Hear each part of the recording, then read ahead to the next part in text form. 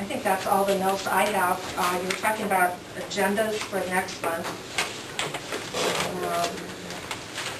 You didn't bring your calendar, did you?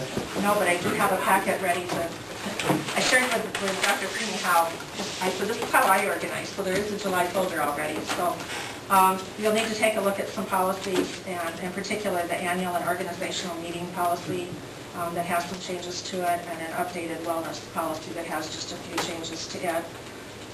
If any of you have your priority lists with you, your legislative priorities, and you haven't given them to me yet, I would take those. Here's mine.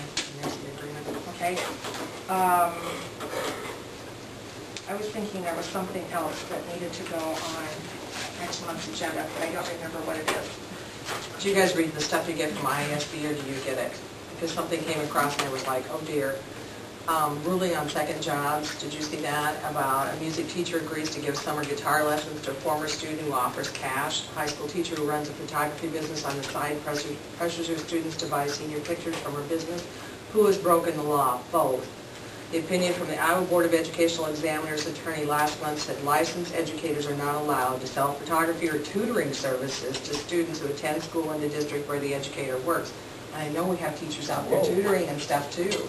And I'm like, is this... But just in about the last 10 days, Carol Greta, Iowa Department of Education, has said to sort of put this, just set it still right now, and the department is reviewing all of that, and it's based on concerns that have come from small school districts who said, we don't have people sitting around that can tutor, we don't have people that can give piano lessons often but the piano teacher, or photography for that matter.